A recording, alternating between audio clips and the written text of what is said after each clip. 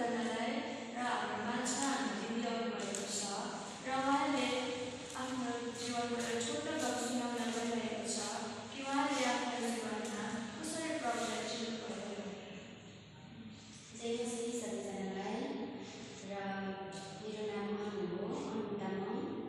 र आजभन्दा 3 वर्ष अघिको कुरा हो। जब म मुम्बई गएको थिएँ र त्यस समय मलाई धेरै समस्याहरू आयो र त्यो समस्याको बिचमा चाहिँ मैले प्रभुलाई चिन्न पाएँ।